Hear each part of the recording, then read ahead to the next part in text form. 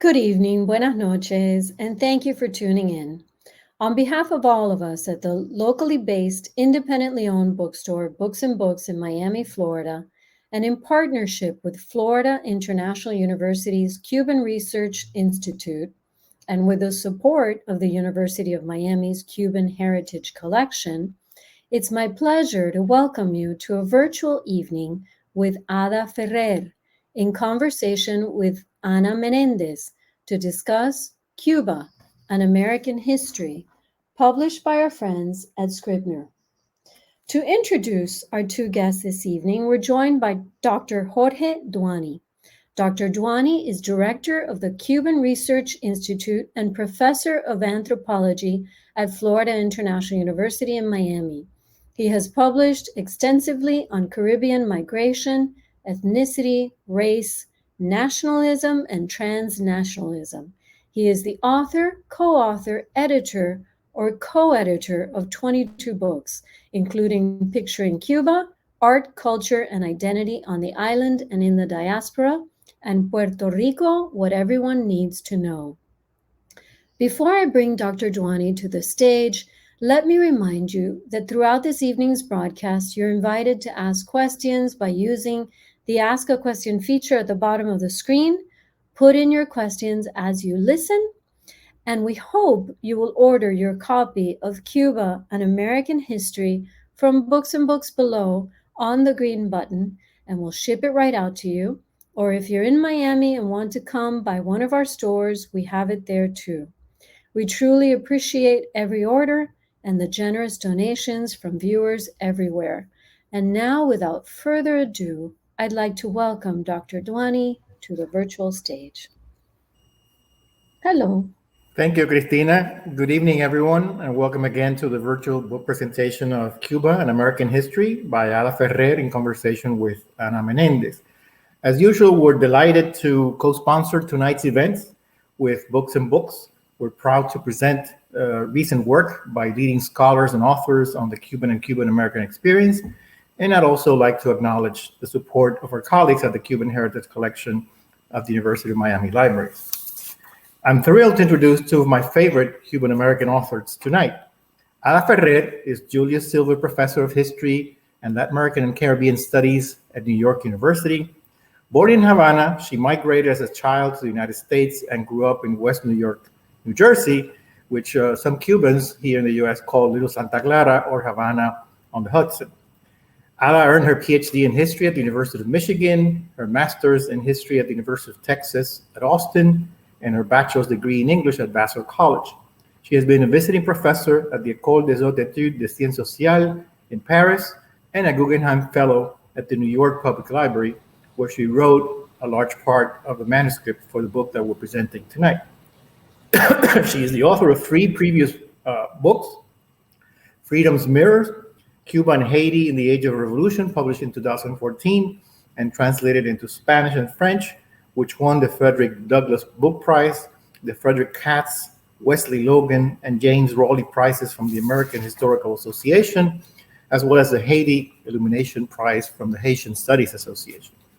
Second book was Insurgent Cuba, Race, Nation, and Revolution between 1868 and 1898, published in 1999, and won the Berkshire Book Prize and was also translated into Spanish and French.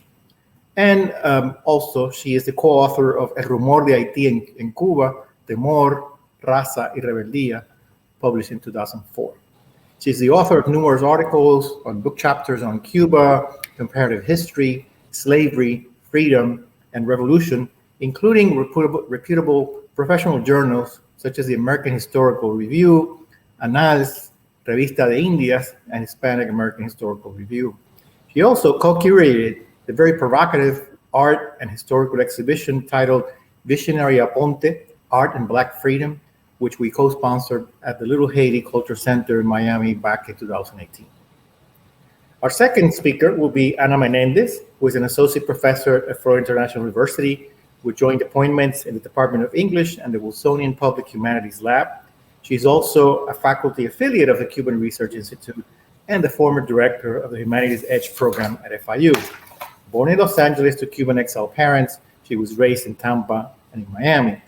Before joining FIU, she taught creative writing at Maastricht University in the Netherlands. She has worked as a journalist in the United States and abroad, including as a prize-winning columnist for the Miami Herald. She's also lived in New Delhi, Istanbul, and Cairo, where she was a Fulbright scholar. Anna holds a Master of Fine Arts in Creative Writing from New York University and a BA in English from Florida International University. She has published 4 books of fiction, including In Cuba, I Was a German Shepherd, whose title story won a Pushcart Prize. And she recently started to write the blog Plant-Based Cuban. Without further ado, I give you Ala Ferrer and Ana Menéndez. Thank you, Dr. Duani, and thank you, Christina, and everybody at Books and Books. Thank you, Ala, for being here virtually.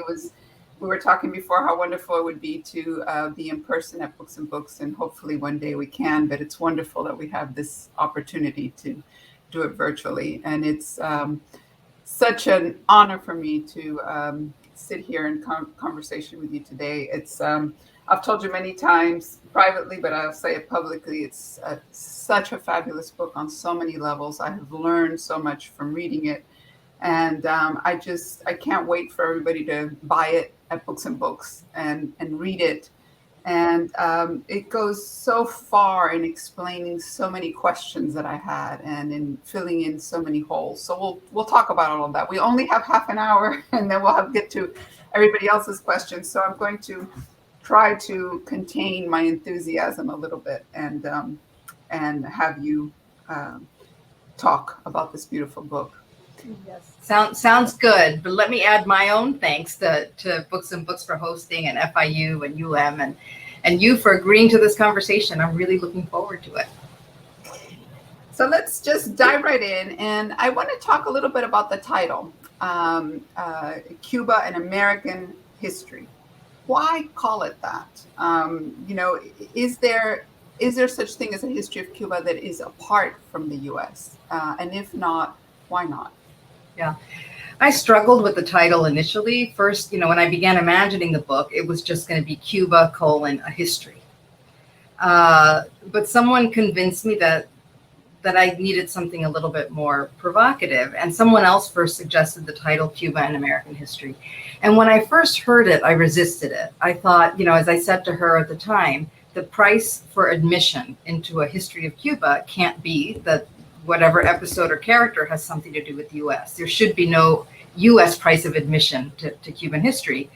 And I also was worried about maybe Jose Marti turning over in his grave a little bit. But as I kept working on the project, I came to the conclusion that Jose Marti would actually really appreciate this title. And one of the things that I really like about it is that it's a little unsettling. You don't know what it means. And that's kind of what I wanted to do with the book. I wanted to kind of shift the ground a little underneath the reader and make them maybe question what they take for granted, or to take a little less for granted. And I think the title does that. So that's one thing I like about it. The other thing is that obviously the history of Cuba is very, very entangled with the history of the United States. So the title points to that in an obvious way. I also think that, I'm writing the book in English. It's being published in the U.S.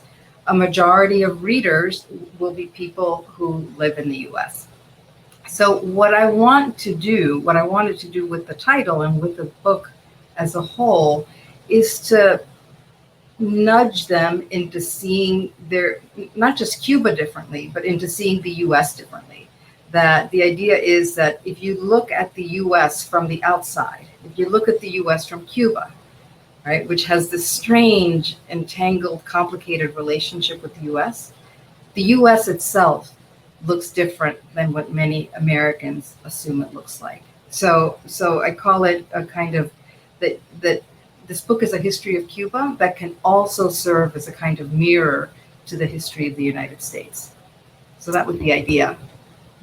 Yeah, which I think is part of the underlying theme of the book in a lot of ways, and it also subtly reclaims America for the Americas, right? Right.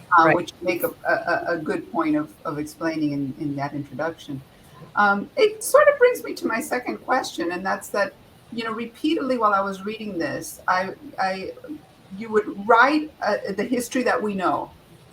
And then beneath that history, there's a shadow history that a lot of us don't know. And this was a pattern throughout the book, this sense of the voices that have not been heard before in history. And there's this beautiful quote. There's so many beautiful quotes in here. I had to stop writing them down. But you have, early in the book, you say, history as lived is always a layered proposition, far richer and more human than the myth. And of course, for many of us, especially in Miami, it's all myth. And I want to talk in particular because I think it encapsulates this idea of this unheard, untold stories, is the story of El Cobre, which everybody knows, the story of La Caridad del Cobre and the three, fishermen who found her. What their names were became tangled later, but I was not aware of El Cobre as a community of largely freed slaves eventually who won their own freedom 100 years before, almost 100 years before it was abolished, slavery was abolished in Cuba. Can you talk a little bit about that story and also the impulse or the need to tell these stories that hadn't been told before? Yeah. Well, that story, it just came to me one day that was because as I'm writing the book for an American audience, I also want Cubans to question what they know of Cuban history. And of course, I grew up in New Jersey. I went to the procesiones for the Caridad del Cobre every Sunday near September 8th, or, we had her statue in the house, all that. So I grew up with the figure, as did, probably almost every Cuban in the U.S. and in Cuba. But I had never heard the story either. I encountered it first in the work of other historians, Olga Portuondo, who works in Santiago de Cuba, Maria Elena Diaz at UC Santa Cruz, and other historians. And what attracted me to it and why I decided to include it is because it's a way of putting the institution of slavery and the problem of race, or the issue of race, at the, early on, at the very foundation of Cuban culture and Cuban society. So, as you said, two indigenous men, it was two indigenous men and one young enslaved African who was 10 years old who found her. But the statue was taken very soon after to El Cobre, which was a mining settlement where people mined copper. And most of the miners were enslaved Africans and some free Africans who had earned and won their freedom. And it was that community and their labor and their devotion to the Virgin that really established it and allowed the cult of the Virgin to grow. So again, at the foundation of Cuban nationality, Cuban history, are slavery, are African people, African descended people, free and enslaved. And I wanted to point that out. In terms of the stories that are silenced, I've always been drawn to that kind of history. With this book, excuse me, when you think about like a history of Cuba, right, the magisterial tomes, they tend not, they're really good work, and I've used them and learned a lot from them, but they tend not to write in that voice and with so many of those characters. And what I wanted to show throughout is the way that big history with a capital H, things like revolutions, migrations, conquests, etc., that tend to get narrated kind of, through the figures of big men, that history reverberates and figures in the lives of ordinary people on every level. And I wanted to get at that. So sometimes I don't know who those ordinary people are. I don't even know their names. Certainly don't have records from them. So it's not like the book excavates all these ordinary people all the time. But what I try to do when I can't do that is just make sure the reader knows they're there, right? So the British are invading Havana in 1762. So I talk about habaneros walking along the harbor, where the Malecón now is, it wasn't then, and looking out to sea and seeing these ships and panicking. So I make their reactions part of the story. I found in a diary of an American plantation sorry, no, it was letters from an American, written from an American plantation, a person who says that in the slave quarters, the enslaved used glowworms, right? The worms that kind of light up the way that, I forget the scientific word for them at the moment, but that they use them as candles. And so I talk about what it, I just mentioned a woman, I don't know her name, in the slave bohíos, trying to do something at night by the light of a glowworm, right? Things like that. For the things like the missile crisis, big history, big diplomatic history, 13 days, crisis, Khrushchev and Kennedy.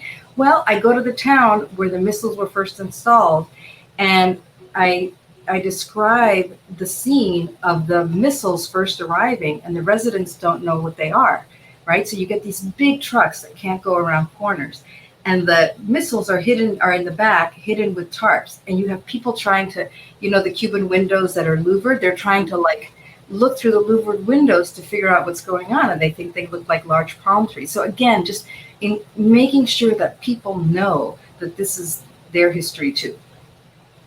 It's beautiful. And there's, several times in the narrative where you say, and other people whose names have been lost to history. And just that acknowledgement, I think, deepens the story that's being told in a way that some of these grand narratives never could and never did. It's one of the real delights of reading, and that in the language is just beautifully written. But along that same line of these sort of hidden histories, lesser known histories, it's also unusual for such a sweeping history of Cuba, or a history of anything, to contain personal stories. And so you drop them in. There's the miliciana feeling your ears as a baby for the gold earrings, and there's your mother, I think, who sees Batista on the way to the coup, the morning of the coup. Your father, you mentioned, was rounded up right before the Bay of Pigs invasion, along with all the other people rounded up by the CDR. Why do that? What were you? What did you want to convey with that? And why was that important? Right. Well, I mean, in general, the story was always obviously deeply personal for me. And as I was doing the research, especially as I got to the revolutionary period in the 1950s, I keep thinking, this is the history that made my parents. This is the history that made me. This is the history of why I grew up the way I did. So it was always part of it. And it's part of that same idea of big history shaping lives in such profound ways. And so I feel like the reason I want to write history that way is because you live it. You and I and others probably in the audience have lived it that way. The history of the Cuban Revolution can be told as a history of, a top-down history, a history of villains and heroes and guerrillas and, all that, right? But it's also the history of divided families and longing and loss and uncertainty and so on. And so I wanted to tell that. As I was writing it,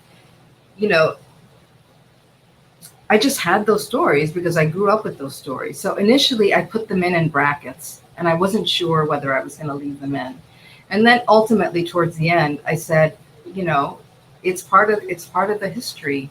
And I always had this idea, I always worried, because I feel like there's the history of the Cuban Revolution that I read about in my Latin American history courses. And there's the history of the Cuban Revolution that I picked up through stories and family lore and from my own experience of traveling to the island and so on. And I always felt this disconnect between my parents' experience of the Cuban Revolution and what I read in history books. So I kept wondering, and I kept thinking about how I could write a history of Cuba that made room for my mother, my parents, but I thought my mother was kind of the informal historian who always told me these stories, and so I wanted to write a history that had room for her. So all of a sudden I had her there, in brackets, and I said, let's leave her. There is room for her in this history. This is her history. Yeah, that's beautiful. Yeah. Um, you mentioned villains earlier. Speaking of villains, right? There's the big villain that hangs over so much of Cuban history. He doesn't make an appearance until about halfway through in this book, which is also lovely. But what was it like writing about the revolution finally? Because so much of your earlier work has concentrated on earlier moments in Cuban history. So I'd like to picture you there at your desk as, the 1950s approach. Yeah. How are you going to do this? What was that like to approach? On some level, it was terrifying. I used to joke sometimes that, because my first book on the Wars of Independence was about revolution. My second book was about the Haitian Revolution. I sometimes wondered if I had done all that to, over 25 years to finally help prepare myself to write about the Cuban Revolution. I felt like, in a sense, it's what I always wanted to do, but I never felt like I could. So I do feel like all that work prepared me. It made me a historian. And so one thing that I thought that if I could get to the revolution and have built a voice that the reader could trust, a voice that was human, that wasn't about hitting you over the head with a political baton or something like that, that would help. And also to bring the tools that I have as a historian. It's like historians don't write about the French Revolution and try to ask, was it good or bad? Right? They don't do that. They try to understand it. They try to figure out what are its origins? How did it evolve? How was it undone or not undone? And so those are the questions that motivated me to do the Cuban Revolution, and then also to keep bringing that human perspective. And I try to do it by bringing in, as you said, like ordinary people and voices you wouldn't know. But even in dealing with some of the big people, like especially Fidel Castro, there were moments when I also tried to humanize him. He's a human being. So there's one moment he's at a rally on July 26th. Yeah, July 26, 1959. And it's after he resigned and then he came back. The agrarian reform has already been in place. And I remember watching the video of it, and just watching his face when Dorticos announces that Fidel Castro has, he's not resigning and he's coming back as prime minister. And the crowd goes crazy, and the peasants who'd come, the campesino who had come to celebrate the agrarian reform, they start clapping their machetes and throwing their hats. And you look at Fidel Castro's face, and you can see the wonder in his eyes. You can see him thinking, "Oh my God, I can do anything." It's so even just seeing those moments that we've already tend to put in these boxes, seeing them through kind of fresh eyes as a historian, as part of it's almost like, I don't want to say novelistic, but or cinematic. It's like trying to get to that position where you could see things afresh and anew. I would definitely use that word, novelistic, in all its best connotations. Well, I wish. It's a page turner. It really is, Yeah. And it's so beautifully written. And there is such a sense of, as you said, the human being behind the history, even the big, personages, personajes that we think we know. Yeah. And part of, I think, the success of it is novelistic, in the sense that, a novelist is always trying to find what caused this, right? It's we were discussing this in my class today. A story is a series of cause and effect, events that lead to another and another. Right. And in that sense, it's very novelistic, because everything is in its context. And I wonder how much, so much of your earlier work focused on race and the issue of race in Cuba. How did that inform the stories that then you were able to tell and give context to in this book? Yeah. Well, before getting to that, I just want to say one more thing about the novelistic thing. When I was I wrote the part on the revolution at the New York Public Library at the Cullman Center. And one of the fellows, there were novelists there, and one of them was Karan Mahajan, who's South Asian and writes these novels that are also about family and Indian history and political change. Anyway, and he once said to me, every novelist is a closet historian. And I said, really? I thought every historian was a closet novelist. So I think it's this, there's a symbiotic relationship. For mutual admiration. Yes, exactly. So in terms of race, I mean, it's been the center of it's been at the center of a lot of my work on Cuba, and I think that, and I wanted to make sure that even though this is it's a broad history of Cuba, that I didn't lose that focus on race, that that we could understand Cuban history as built on the institution of slavery, that built on complex systems of racial hierarchy, and so on. So I think in some ways, compared to many kind of large histories of Cuba, I mean, those books obviously pay attention to race and slavery. There's no way not to. But I think, for example, my treatment of the wars of independence, I think has much more on race than a typical Cuban history book, especially one written in Cuba, would have. And it's also, there's such a constant in, I mean, obviously there is change over time, but there are these recurring themes that kept surprising me in terms of how recurring they were. So, the whole idea of it being dangerous to focus on race, it being divisive to focus on race, which I saw in the independence movement and in the early republic. I remember I was sitting at the library at the University of Miami reading the minutes from the Constitutional Convention in 1940, and it was like the exact same words. This is muy peligroso. We can't talk about this. This is creating a problem where none exists. We shouldn't talk about this. And again, you see it again at the beginning of the revolution, where the idea is that focusing on race is divisive in a moment when the state was trying to drum up unity. So it's a recurring ever-present theme. Right. And then, of course, it became, we solved it. We can't talk about it at all now. Right. And of course, it wasn't solved, and we see the consequences again. Right. Again. I guess a historian sees everything as a repeating loop. This is, this is a kind of a departure for you as well, in that it's more of a popular history. I mean, it's very scholarly, but it's a general big sweep. Meant for more of a general audience and an academic audience.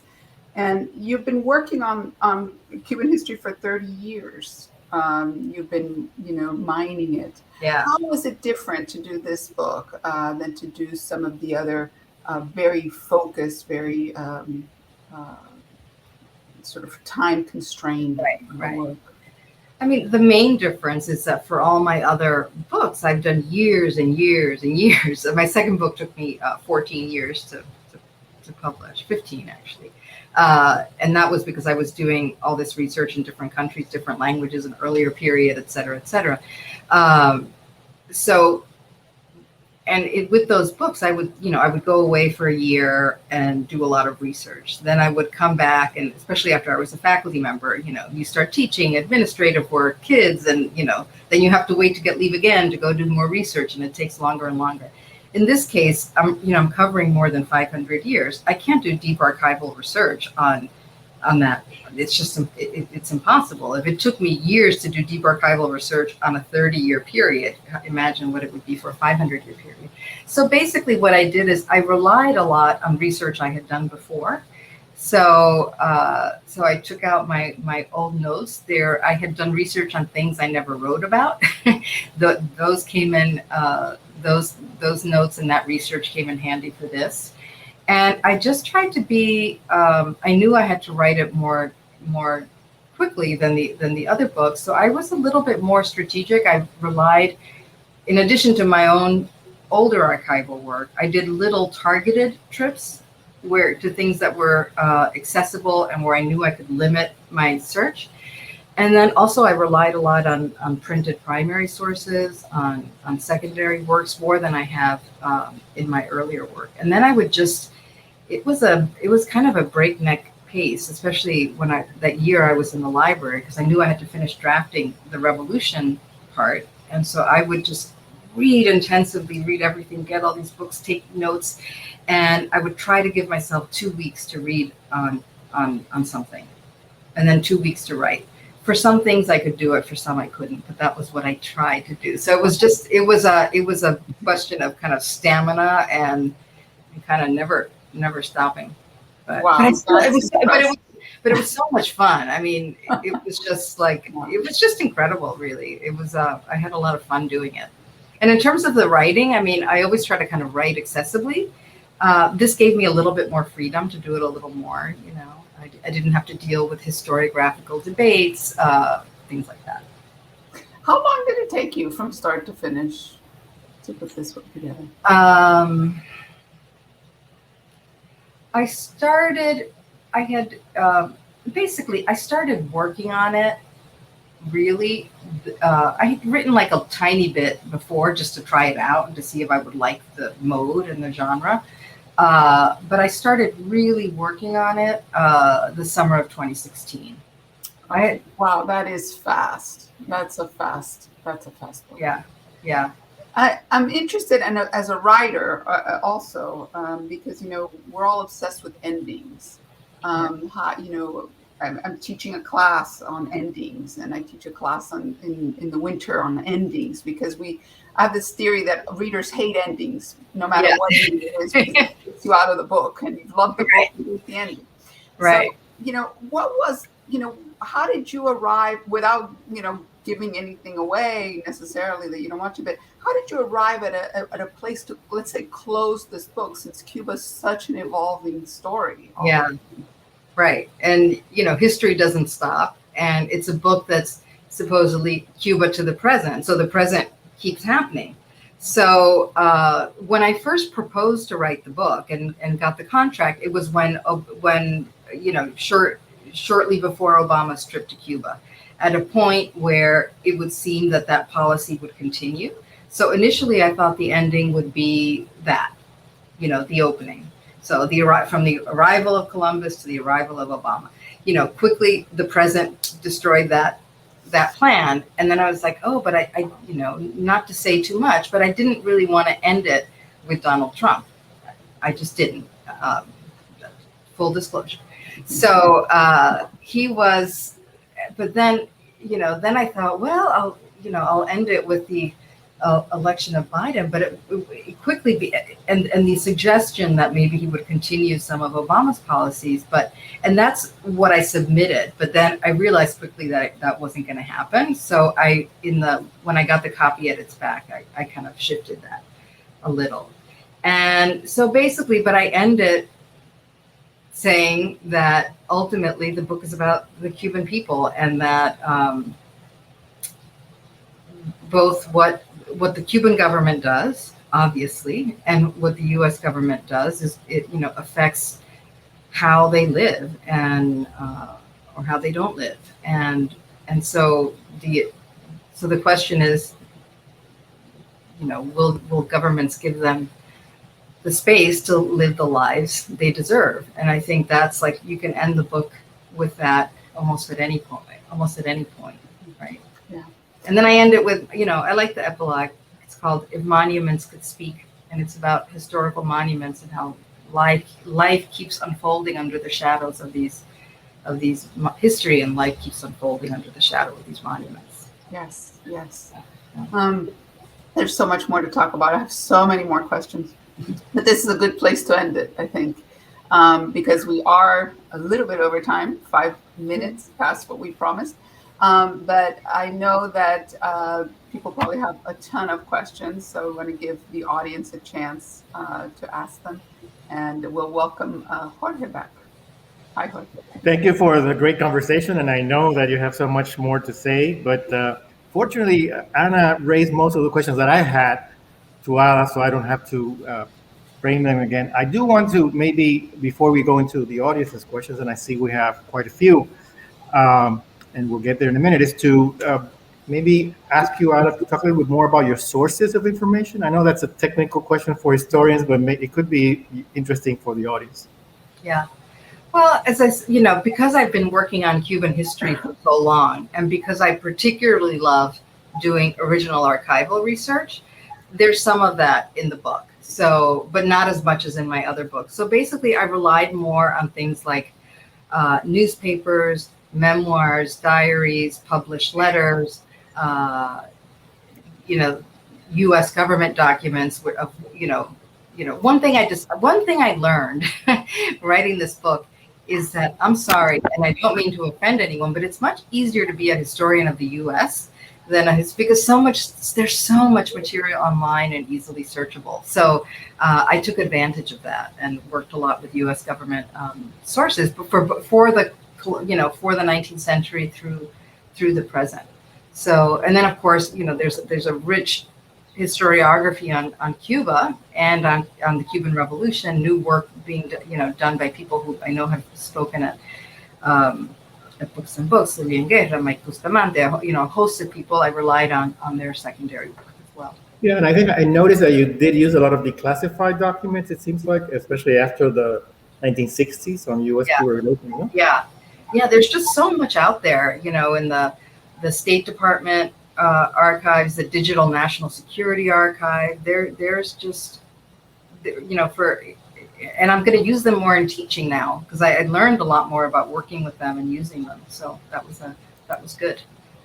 Okay. The other question that I wanted to ask you about, Anna already raised that, which was the question of inserting yourself in the text, which is not common, I guess, for historians, or I guess in my own field in anthropology. Maybe it is now, but not in the traditional literature. So I wanted to ask you a little bit more about when and how and why you decided to tell your stories and talk about your mother and so on. Without a specific, I mean, you mentioned the interesting thing that you had bracketed those comments and then you decided to put them back on, but what made you think that it was appropriate in the first place to tell your mother's story and your story?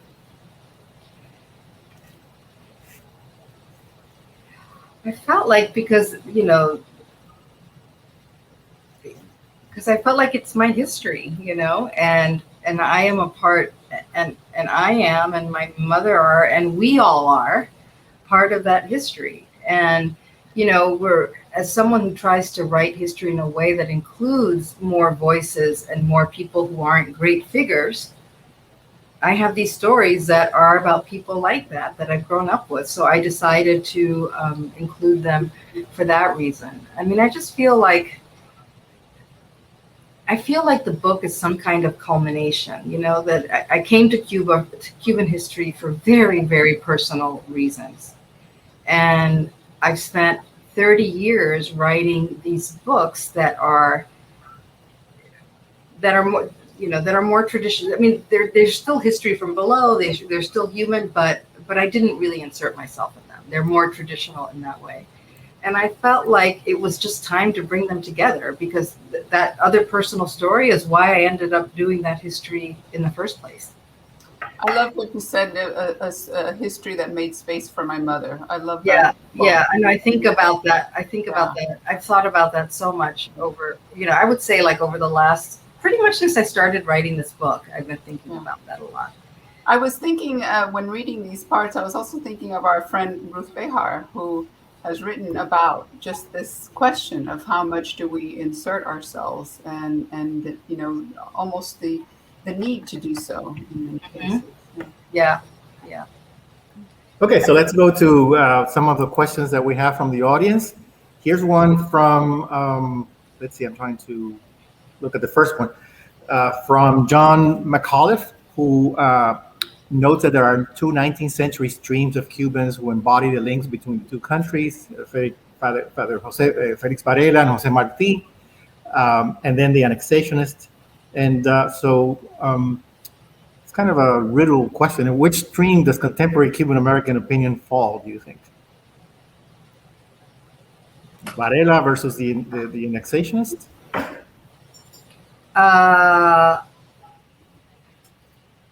Well, I'd like to think that they're not annexationists. Though sometimes when you hear calls for invasion, you wonder. But so I would say they're probably somewhere in between. I can't imagine it's that categorical. But I think, I mean, I love the idea of Cuban Americans reading this history, because I don't know that they know all this history, you know, and I think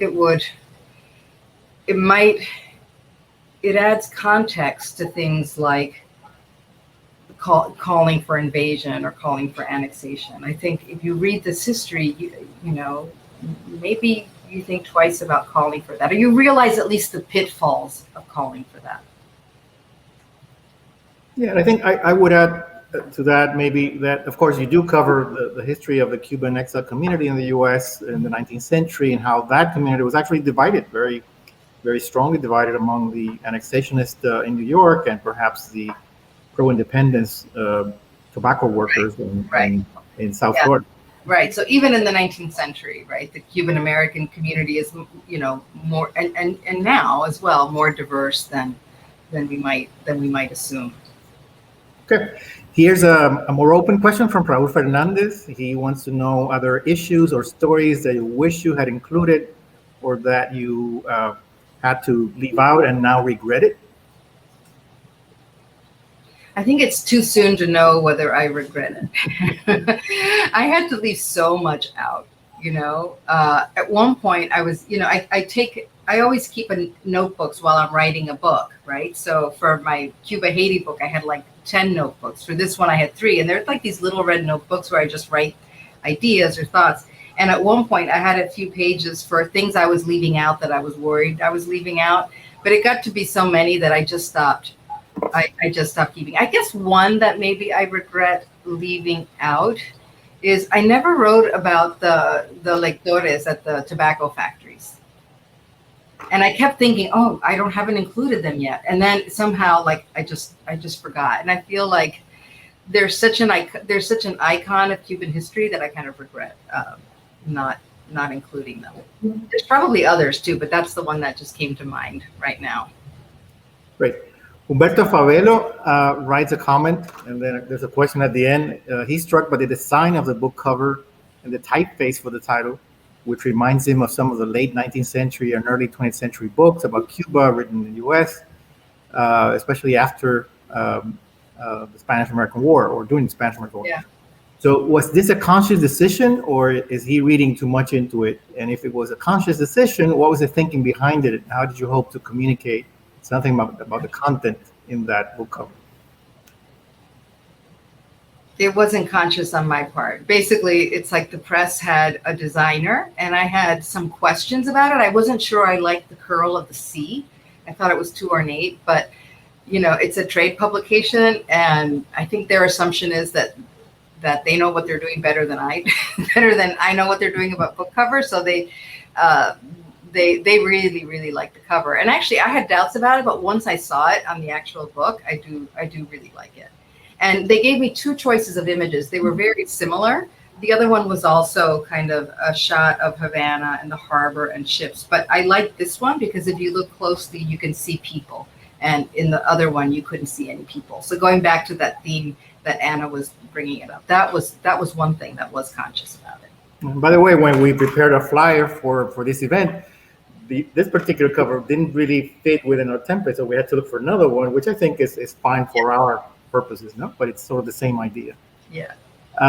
Quick question from Yvette Fuentes. Do you have plans on translating the book into Spanish? I don't have plans right now. I'm hoping that will happen, that there will be translations forthcoming, but not yet. Okay. Let me go to some of the early questions that we had here. Question from Hilda Mitrani, who says hello and asks, have you read T.J. English Havana Nocturne? And can you comment on the details he quotes about Batista and the mob? Yeah, I did read that, and I have a chapter that includes a discussion of the role of the mafia or the mob in Havana. So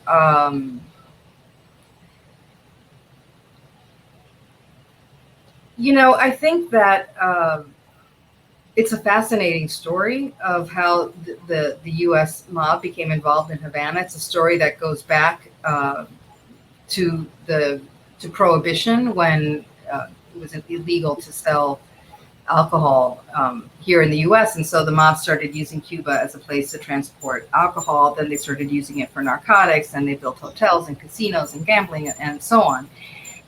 So I think that is an important part of the history of Cuba after 1930s. I guess one issue perhaps with a book like T.J. English, which is a fascinating book, is that it only focuses on that. So you kind of, so the people in the book are the members of the mob, and then corrupt politicians that collude with them. But Cuban society, if you think about someone like not just Eduardo Chivas and I'm blanking on his name, the judge who brought a legal case against Grau and Prio and other politicians. There was a vibrant anti-corruption movement that was so important in Cuba at the same time that the mob was there. And so I feel like the part that only focuses on the mob misses that kind of this vibrant Cuban political culture, that parts of which were corrupt, but that also had other really important elements. Great. Here's, I think, a very interesting question from our colleague Ted Henkin, who is reminded of a New Yorker article, I think it's called My Brother's Keeper. And he wants to know if there's any overlap between that article and this project. No, I mean, so for those of you who don't know, I published an essay in the New Yorker in March of this year. And it was an essay, it was a memoir-like essay about my family's relationship to the Cuban Revolution, about my mother, about the fact that she left my half-brother in Cuba. And I situate that personal story in the broader history of the Cuban Revolution and just talk about its repercussions for my mother, for my brother, and for me. So it's a sad story. I never intended to write that story. I wrote that story after I'd lost both my mother and my brother in August of last year, within weeks of each other. And I just kind of came back to New York after that. And basically, to be frank, I couldn't get out of bed. I was just really depressed and shaken, and one day I got up and just started writing. And that became the New Yorker essay. So I didn't imagine it as ever connected to the book. I guess the connection to the book is that it has that element that combines personal story with history, and that focuses exactly on the way history reverberates through people's lives. So that's the connection. But it isn't like I wrote the essay because it was a part of the book or anything like that. So they were conceived of as separate things, but they do share that that sensibility of combining personal with historical analysis. Okay. Here's another writerly question from our colleague Cuba de Aragon. She wants to know if you use chronologies when you're writing to guide you. Yes, I love chronology. I've always loved chronology. I feel like, if something happens, like things that happen matter or can matter, but when it happens, like the order it happens in, that it comes after this event, shapes what a particular event means. So I love chronology. And so the way I actually took the notes when I took a lot of notes for this.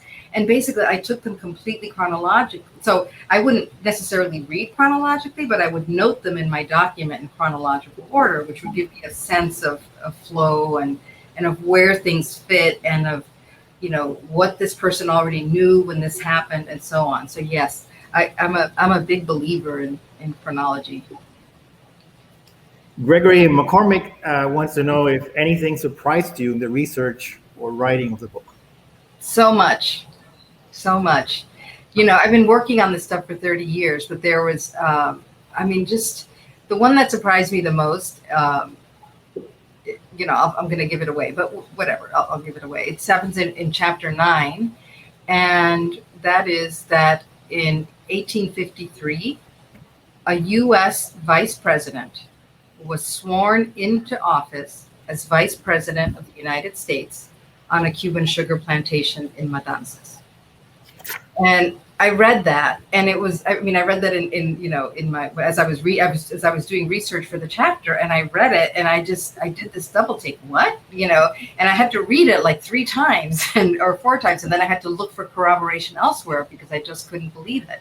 And I felt like, and so I used that story to start that chapter. And I thought it was just perfect because it reveals. The vice president was named William Rufus King. He was an Alabama slave owner and planter, and he was sworn into office on a sugar plantation in the middle of harvest season. So, in a sense, it was the perfect illustration both of how connected the Cuban and U.S. systems of slavery were, how connected those economies were, but also the fact that this is at the height of filibusterism and annexationism. So it also perfectly illustrates that. I think, in a sense, the vice president taking his oath of office in Cuba, it was, I think, a way of marking territory, marking the fact that Cuba would soon become U.S. territory. So it's like, on the one hand, it's an anecdote, right? But it is just it is such a perfect illustration of some of the major themes of the book. I would say that story surprised me more than almost anything, but there were many others. So, yeah. Okay, Vicky Unruh wants you to comment on the relationship between your project and Lu Perez's book on becoming Cuban, Identity, Nationality, and Culture. And I would actually expand it to the other major source book on Cuban history by Lu Perez, Cuba Reform, Between Reform and Revolution, which is the one that I have used until now. I probably hesitate between this one and that one. But so how do you compare your work with Lu Perez as sort of the canon or the standard in the field? I mean, I love Lu Perez's work. He's a close colleague, and he was one of my mentors when I was starting out. He published my first ever article on Cuba. I was a graduate student, and he was editing Cuban studies. So I think the world of him and his work. I would say, and he is actually one of the people who's most, one of the living historians who's most thought about the relationship between Cuba and the U.S. culturally, economically, politically, etc. So he's a major source, and I recommend reading him to everyone. I would say that the difference of my book and the Cuba Between Reform and Revolution is that, and that's the one I've always used as well in my courses up until now. Is that it reads much more like a traditional history. That's not, that's which is good, but I wanted something, again, going back to Anna's question, more human, more history from below, more and less textbooky. That book was published in a series of textbooks, and so I didn't want this book to be textbooky.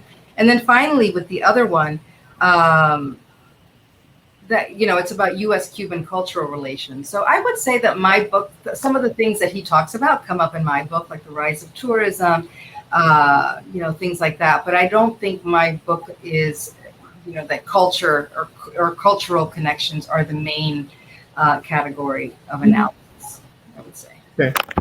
I see a few questions relating to U.S.-Cuba relations here. So in the interest of time, I'm going to try to group them.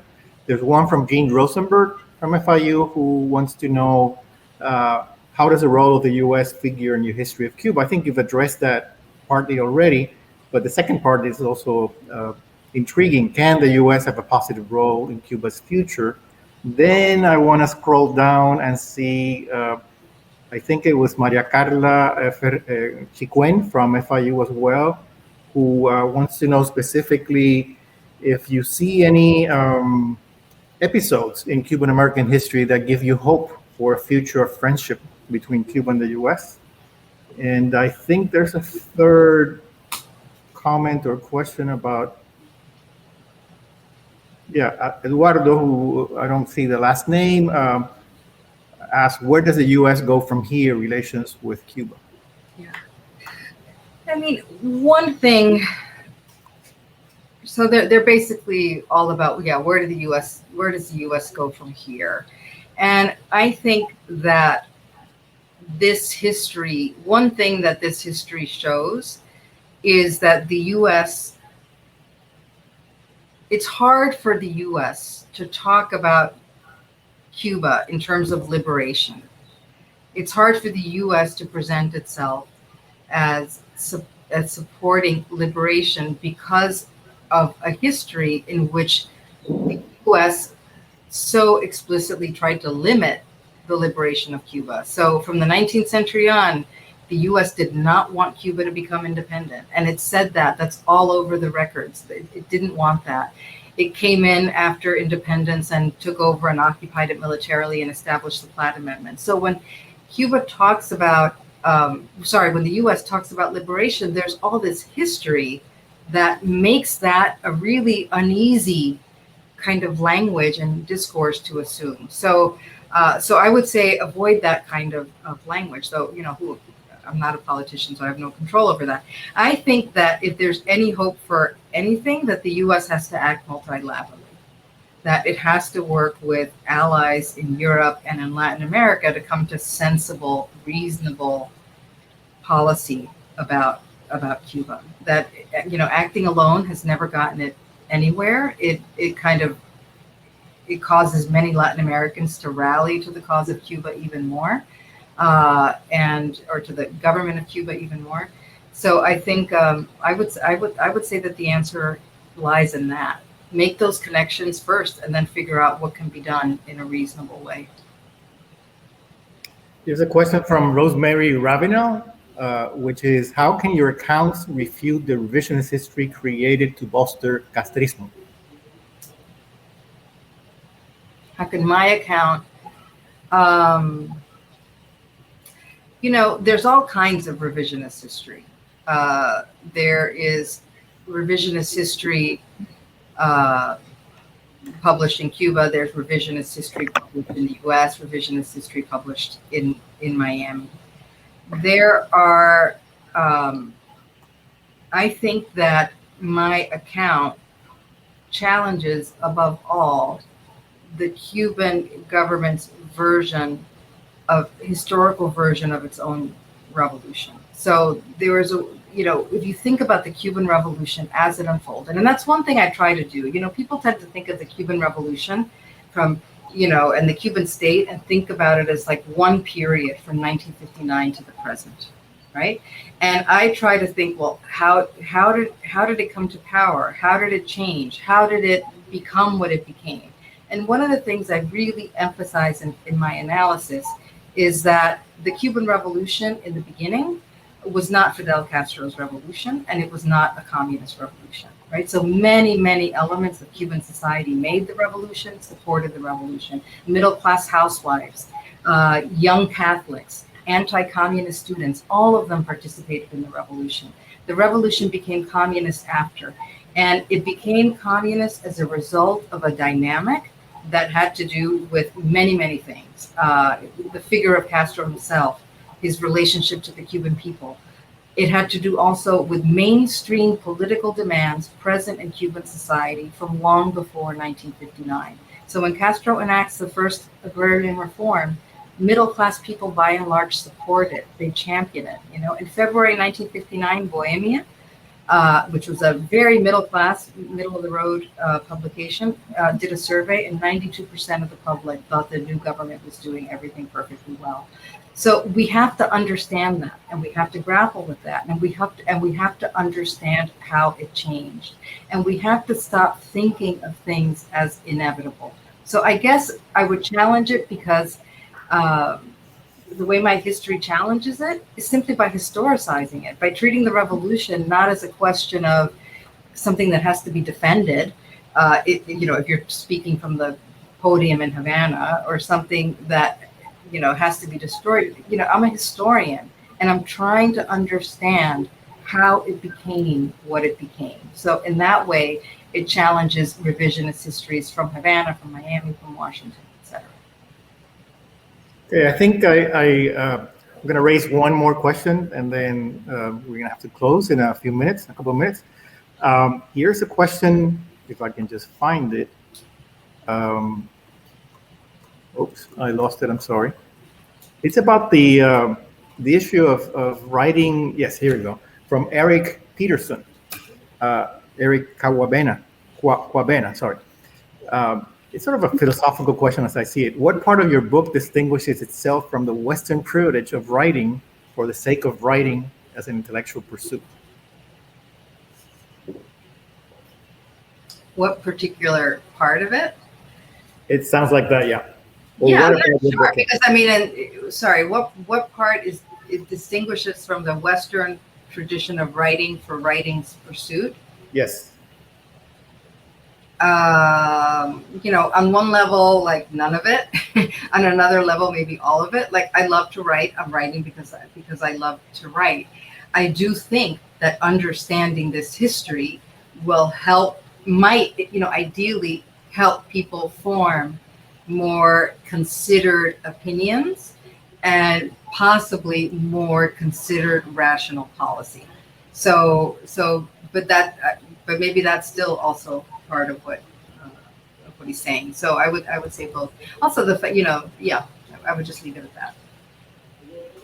And then going back to the original conversation you had with Ana, the issue of including ordinary lives and ordinary people, sometimes without even knowing their names, I think that also challenges that Western canon, if you will, of writing history from above. You know?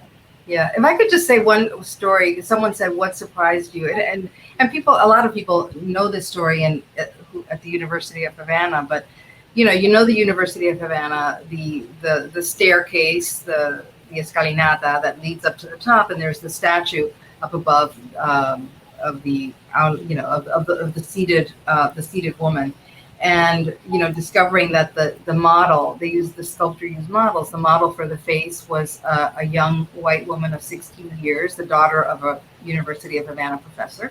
She was supposed, beautiful and angelic, the sources said, and she was the model for the face. For the body, they used a different model, a woman of color, older, and we know the name of the model for the face, but we don't know the name of the model for the body. So that just in terms of like stories that surprise you, that are so revealing. And I think, every Habanero should know that story. It's, it says so much about how history is remembered or forgotten and what we take for granted. Wonderful. I think we'll have to end here, but because we want to make sure that this is American time and not Cuban and Cuban American time, Miami time. So thank you for your wonderful conversation with Ana, and thank you everyone for your questions. Remember, you can order a copy of the book, Cuba and American History, by clicking on the button at the bottom of the screen. And thank you again for participating in this book presentation. This concludes tonight's event, and good evening. Thank you. Thank you.